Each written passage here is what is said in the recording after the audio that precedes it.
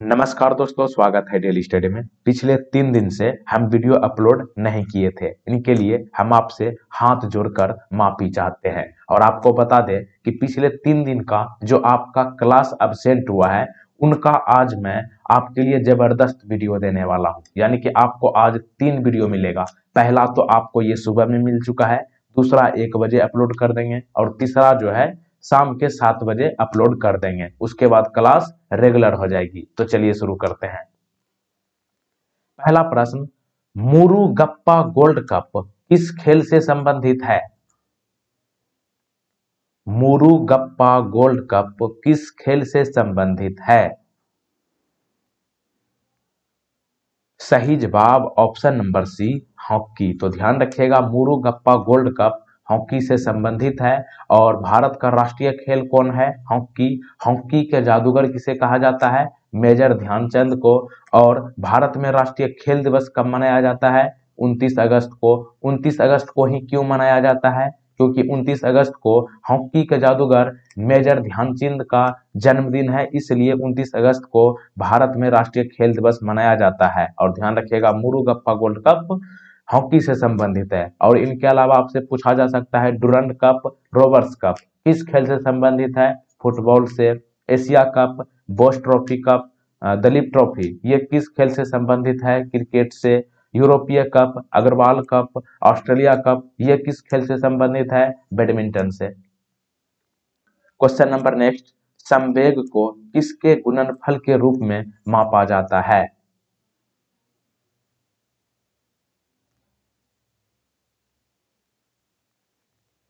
संवेग को द्रव्यमान और वेग के गुणनफल के रूप में मापा जाता है, ऑप्शन सी। तो देखिए संवेग किसे कहते हैं? तो देखिए संवेग द्रव्यमान और वेग के गुणनफल को संवेग या फिर रैखिक संवेग कहते हैं। संवेग को कैसे सूचना प्रदर्शित करते हैं? यानी कि संवेग का सूचक क्या है? पी है। और पी बराबर फॉर्मूला क्या होता है? एम गुना वी, यानी कि संवेग बराबर द्रव्यमान गुना वेग, इसका फॉर्मूला होता है। और संवेग की एस आई इकाई क्या है? तो संवेग की S I unit kilogram metre पर सेकेंड है या फिर kilogram newton second. Question number next, Bharat के राष्ट्रपति और उपराष्ट्रपति की मृत्यु की स्थिति में कौन भारत के राष्ट्रपति के रूप में कार्य करेंगे?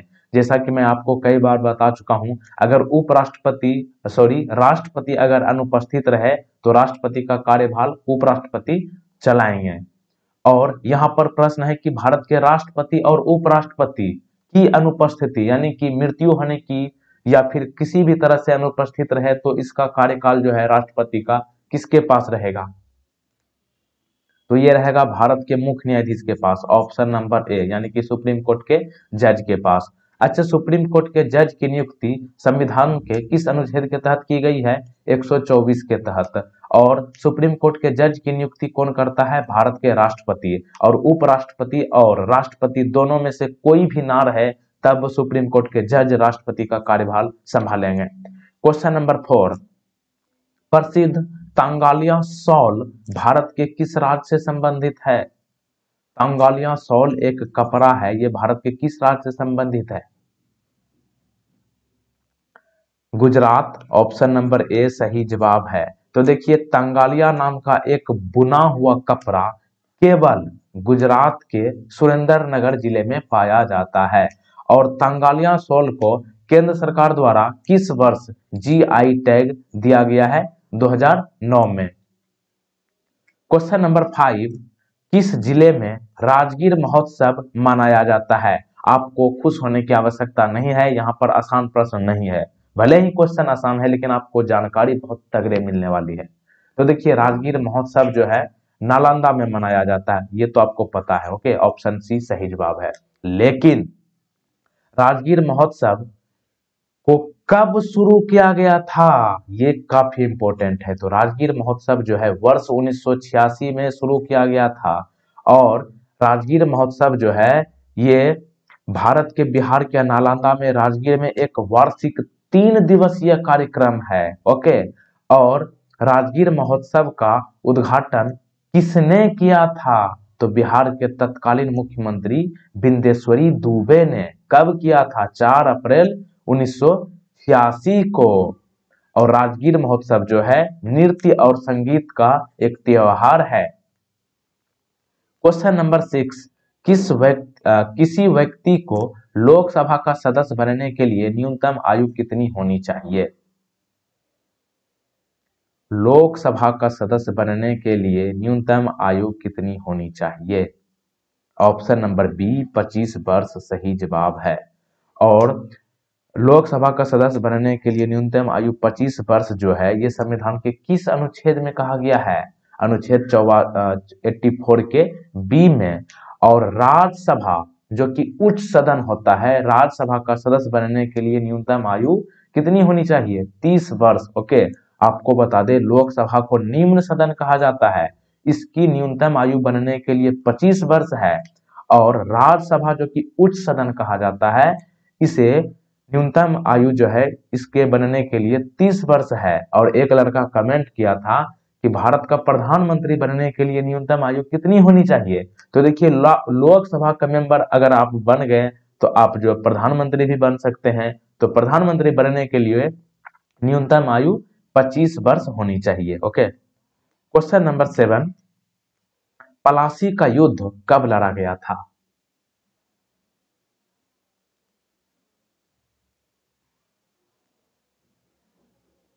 पलासी का युद्ध कब लड़ा गया था? 23 जून 1757 को। देखिए 1857 में 1857 की क्रांति तो आपको बहुत याद होगा, और इसमें से आपको 100 माइनस कर देना है, बचा कितना? 1757।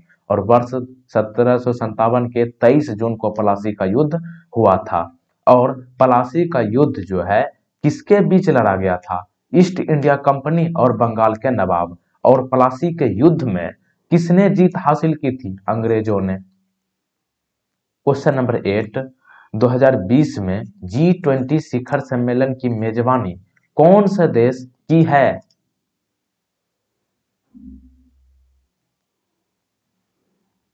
दो हजार बीस में G20 शिखर सम्मेलन की मेजबानी सऊदी अरब ने की है। ऑप्शन सी सही जवाब। इनके अलावा 2021 में G20 शिखर सम्मेलन की मेजबानी कौन करेगा ये पूछा जाएगा आपसे। इटली होगा। ओके, और 2023 में G20 शिखर सम्मेलन की मेजबानी कौन करेगा? भारत। ओके, 2021 में इटली और 2023 में भारत। क्वेश्चन नंबर 9, भारतीय सेना की दक्षिणी कमान का मुख्यालय कहां है?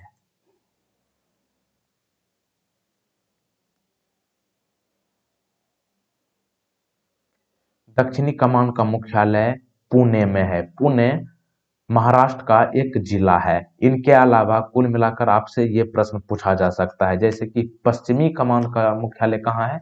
चंडीगढ़। पूर्वी कमान का मुख्यालय कहाँ है? कोलकाता। उत्तरी कमान का कहाँ है? उधमपुर। दक्षिणी कमान का मुख्यालय कहाँ है? पुणे। मध्य कमान का मुख्यालय लखनऊ में है। और सेना प्रशिक्षण कमान कहाँ है? शिमला में। और दक्षिण पश्चिम कमान कहाँ है?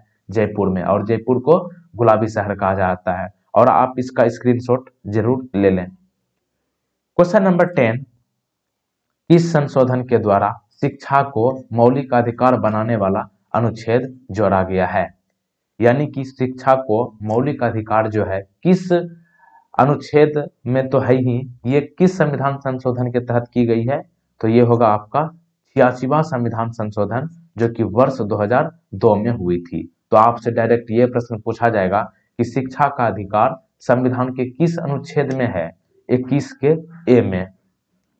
और 86वां संविधान संशोधन के तहत शिक्षा के अधिकार को मौलिक अधिकार बनाया गया था। कब? 2002 में। क्वेश्चन नंबर 11, पानी कितना डिग्री पर जम जाता है?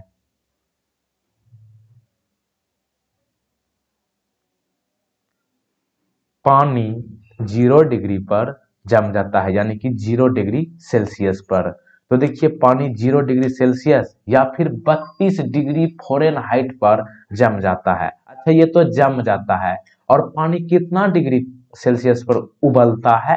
तो पानी जो है 100 डिग्री सेल्सियस या फिर 212 डिग्री फ़ारेनहाइट पर उबलने लगता है, जिसे खौलना बोलते हैं। क्वेश्चन नंबर 12, परमाणु बम किस घटना पर आधारित होता है?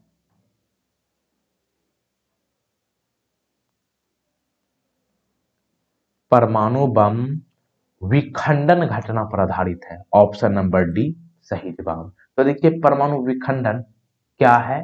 तो देखिए परमाणु विखंडन यानी कि भारी परमाणु जैसे यूरेनियम, प्लूटोनियम या थोरियम, इनके नाभिक को जब कम ऊर्जा वाले न्यूट्रॉन के साथ बमबारी की जाती है तब जो है परमाणु विखंडन होता है। इसलिए ऑप्शन आपको डी को ध्यान रखना है, परमाणु विखंडन, परमाणु बम की घटना जो है परमाणु विखंडन पर आधारित है। अच्छा, परमाणु बम दुनिया के सबसे पहले किस देश में गिराया गया था? जापान के हिरोशिमा पर। ओके, क्वेश्चन नंबर 13, भारत की सबसे बड़ी प्रायद्वीपीय नदी कौन है?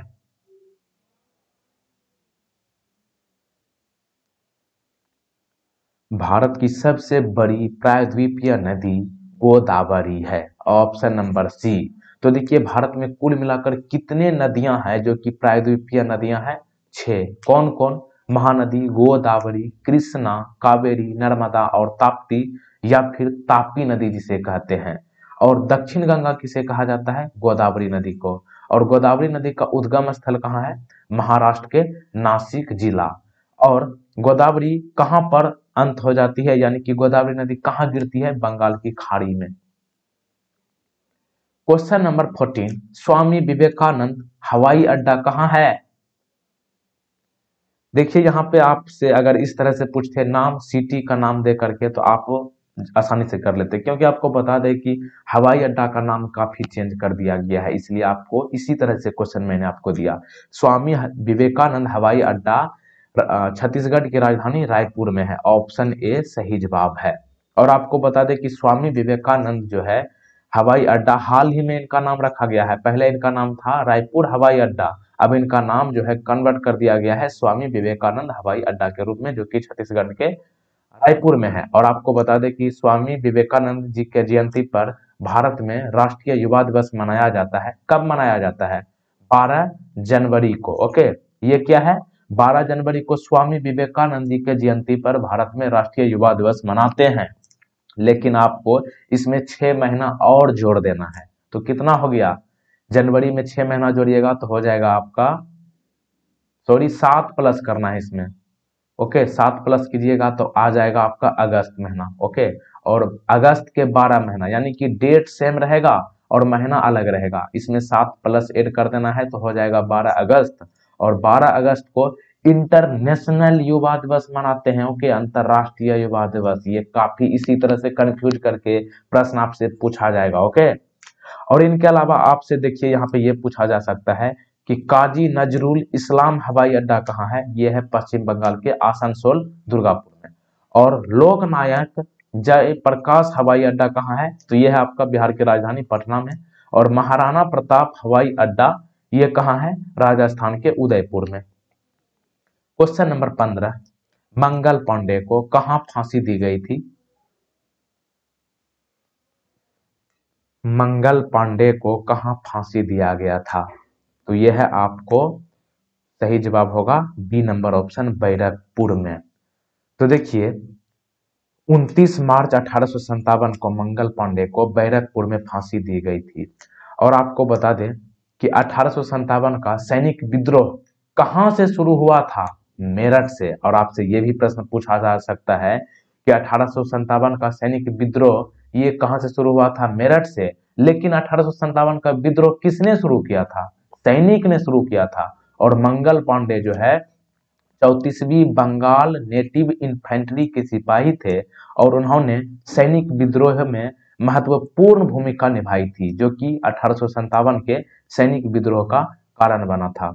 और कमीनों ने यानी कि कुत्तों ने 29 मार्च 1857 को इनको फांसी दे दिया था। Okay, question number 16, Chauri Chaura घटना के कारण किस आंदोलन को वापस ले लिया गया था? चौरी चौरा घटना के कारण किस आंदोलन को वापस लिया गया था? तो यह है आपका असहयोग आंदोलन। Option number B. तो देखिए जालियांवाला बाग हत्याकांड 13 अप्रैल 1919 को हुआ था। और जालियांवाला बाग हत्याकांड के बाद महात्मा गांधी ने अंग्रेजों को देश से खदेड़ने के लिए असहयोग आंदोलन शुरू किया था। असहयोग आंदोलन कब शुरू किया गया था? 1920 में। और चौरी चौरा घटना की वजह से असहयोग आंदोलन वापस ले लिया गया था। क्वेश्चन नंबर 17, फिलीपींस की राजधानी कहाँ है? वैसे आसान है, लेकिन आपको यहाँ पे मैं आपको थोड़ा दूसरा चीज बताने के लिए ये प्रश्न दिया है। फिलीपींस की राजधानी है मनीला। ऑप्शन नंबर सी सही जवाब है। तो देखिए, फिलीपींस की राजधानी मनीला है और यहाँ की करेंसी क्या है? Philippine peso. Okay, peso. और यहीं पे एडीबी का मुख्यालय है, यानी कि एशियन डेवलपमेंट बैंक का हेडक्वार्टर कहाँ है? फिलीपींस में। लेकिन यहाँ पे आपसे प्रश्न क्या करता है जानते हैं? आपसे जो है इस तरह से प्रश्न पूछेगा कि एशियन डेवलपमेंट बैंक का हेडक्वार्टर कहाँ है? तो ऑप्शन में तो आपको सभी दे देगा, लेकिन ये जो है ना आपको मनीला नहीं मिलेगा। और मनीला में तो है ही, लेकिन मनीला नहीं देगा, क्योंकि मनीला में एक छोटा सा जगह है जिसका नाम है मंडलयुंग। और यहीं पे फिलीपींस की एडीबी का यानी कि एशियन डेवलपमेंट बैंक का हेडक्वार्टर है मंडलयुंग, जो कि मनीला में है। और मनीला फिलीपींस की राजधानी है। अच्छा, एडीबी के प्रेसिडेंट कौन है? मात्सुगु असाकावा। और एडीबी का स्थापना कब हुआ था? 19 दिसंबर 1966 को। और मेंबरशिप्स कितने हैं? 68 कंट्रीज हैं, यानी कि 68 देश एशियन डेवलपमेंट बैंक के सदस्य हैं। क्वेश्चन नंबर 18, पूर्वी चंपारण बिहार का एक जिला है पूर्वी चंपारण, इसका जिला मुख्यालय कहाँ है? पूर्वी चंपारण का जिला मुख्यालय कहाँ है?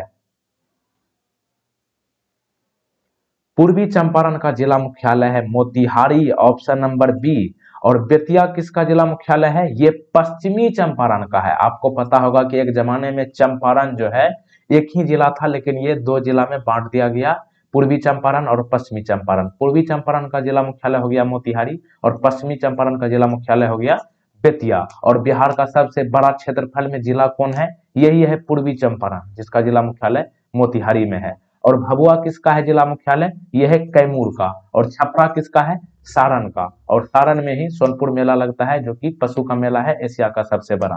क्वेश्चन नंबर 19, लोकसभा में विपक्षी पार्टी होने के लिए आवश्यक सीटों की न्यूनतम संख्या क्या है?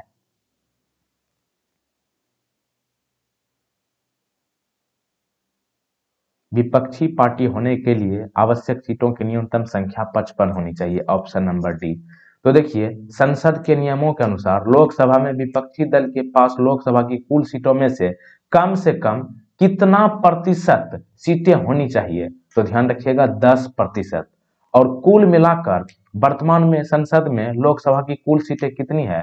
545, जिनमें की 2 राष्ट्रपति द्वारा मनोनीत होता है। डायरेक्ट प्रश्न पूछा जाता है कि लोकसभा में कुल 2 सीटें मनोनीत की जाती है, किसके द्वारा की जाती है? राष्ट्रपति के द्वारा। और 545 का अगर आप 10% निकालिएगा तो ये आपका होगा 54.5, यानी कि 55 सीटें जो है आपको लोकसभा में विपक्षी नेता जो है आपको बनने के लिए आवश्यक होती है। और वर्तमान में लोकसभा में कोई विपक्षी नेता नहीं है, किसी के पास 55 सीटें नहीं है, इसलिए। क्वेश्चन नंबर 20, एफडीआई का फुल फॉर्म क्या है? Full form of FDI.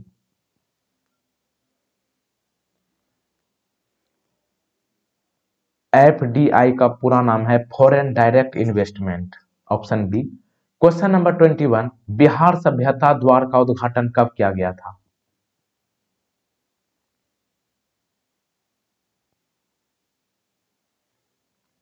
Bihar सभ्यता द्वार का उद्घाटन वर्ष 2018 में किया गया था। Option C. तो देखिए, 21 मई 2018 को बिहार सभ्यता द्वार का उद्घाटन मुख्यमंत्री नीतीश कुमार द्वारा किया गया था। और यह बुद्ध, महावीर, मेगास्थनीज और सम्राट अशोक के उपदेशों से प्रभावित है। कौन? बिहार सभ्यता द्वार। क्वेश्चन नंबर 22, बिहार के कितने जिले नेपाल के साथ सीमा साझा करता है?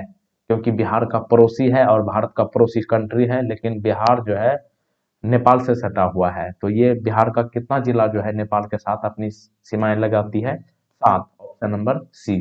कौन कौन जिला है? पश्चिमी चंपारण, पूर्वी चंपारण, सीतामढ़ी, मधुबनी, सुपौल, अररिया और किशनगंज। क्वेश्चन नंबर 23, कव्वाली का जनक किसे कहा जाता है? कई बार पूछा गया प्रश्न, कव्वाली का जनक किसे कहते हैं? Amir Khusro. Option number B. Okay, तो देखिए अमीर खुसरो को कव्वाली का जनक कहा जाता है और प्रश्न आपसे ये पूछा जा सकता है कि अमीर खुसरो ने कितने वर्ष की आयु से कविता रचना या फिर कव्वाली गाना शुरू किया था? तो ध्यान रखिएगा 9 वर्ष से, 9 वर्ष की उम्र में कव्वाली गाना शुरू कर दिए थे अमीर खुसरो। अगला प्रश्न, बेगम हजरत महल किस नवाब की पत्नी थी? बेगम हजरत महल किस नवाब की पत्नी थी? तो ये थी वाजिद अली शाह की। ऑप्शन नंबर सी सही जवाब है। तो देखिए वाजिद अली शाह कौन थे? तो ये थे अवध के आखिरी नवाब। और बेगम हजरत महल जो है इसे मुहम्मदी खानूम के नाम से भी जाना जाता है और नवाब वजीद अली शाह की दूसरी पत्नी थी। और बेगम हजरत महल जो है 1857 के विद्रोह का हिस्सा रह चुकी थी। क्वेश्चन नंबर 25, भारतीय रेलवे को किस वर्ष तक 100% बिजली पर संचालित होने की उम्मीद कही गई है? भारत कब तक 100% बिजली पर संचालित होने की संभावना है? ऐसा रिपोर्ट भारतीय रेलवे ने जारी किया है। तो यह है आपका 2024, ऑप्शन नंबर बी। तो देखिए यहाँ पे भारतीय रेलवे की बात हुई है, तो भारतीय रेलवे यानी कि भारतीय रेलवे का कस्टमर सर्विस नंबर कितना है? 139। और चेयरमैन कौन है? विनोद कुमार यादव। और मिनिस्टर कौन है? पीयूष गोयल है। और हेडक्वार्टर नई दिल्ली में है। और भारतीय रेलवे बोर्ड की स्थापना कब की गई थी? 16 अप्रैल 1853 को। और इसी दिन भारत की प्रथम रेल चली थी 16 अप्रैल 1853 को। कहां से कहां चली थी? मुंबई से कहां तक चली थी, ये आप बताइएगा। ओके, और उस रेल की क्या नाम थी ये भी आप बताइएगा। और करंट अफेयर से क्वेश्चन देखिए यहाँ पे एक दो प्रश्न पूछा जाएगा और पूछ लिया गया है कुछ एग्जाम में। भारत की प्रथम किसान रेल कहां से कहां चली? ये देवलाली एक महाराष्ट्र का शहर है, वहां से दानापुर, ये आपका बिहार की राजधानी पटना में है, यहां तक चली थी भारत की प्रथम किसान रेल। और हुबली रेलवे स्टेशन का नाम बदलकर क्या कर दिया गया है? हाल ही में किया गया है Shri सिद्धरूदा Swami ji railway station. 25 question आपका कंप्लीट हो चुका है। अब एक प्रश्न आपके लिए है, झारखंड बिहार से कब अलग हुआ था? इस प्रश्न का सही जवाब आपको नीचे कमेंट बॉक्स में बताना है। और आपको बता दें कि आप लोग नीचे डिस्क्रिप्शन से टेलीग्राम को ज्वाइन कर लीजिए, वहां पे आपको डिस्कशन भी मिलेगा। दो ग्रुप मिलेगा आपको, एक तो आपके स्टडी मटेरियल से संबंधित मिलेगा और एक डेली स्टडी डिस्कशन, जहां पे आपको बिहार पुलिस का जो है डिस्कशन किया जाता है। वहां पे आप क्वेश्चन आंसर पूछ सकते हैं, वहां पे काफी सारे लोग जुड़ चुके हैं। तो डिस्क्रिप्शन में जाकर के आप जो है डेली स्टडी ग्रुप ज्वाइन कर लें। ओके, और अंत में वही वीडियो को लाइक करने के बाद शेयर जरूर कर दें अपने दोस्तों के साथ और चैनल को सब्सक्राइब अवश्य कर लें, क्योंकि बहुत सारे लोग जो है चैनल को सब्सक्राइब नहीं किए हैं, सिर्फ वीडियो देखते हैं। तो वीडियो को चैनल को सब्सक्राइब करके बेल आइकन को प्रेस कर दीजिएगा। और सारे वीडियो देखने के लिए आप डिस्क्रिप्शन को चेक कीजिए या फिर चैनल के विजिट कीजिए, वहां पे आपको एक प्लेलिस्ट मिलेगा बिहार पुलिस जीके का।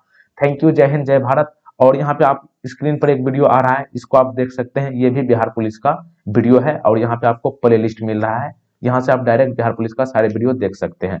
थैंक यू, जय हिंद, जय भारत, जय बिहार।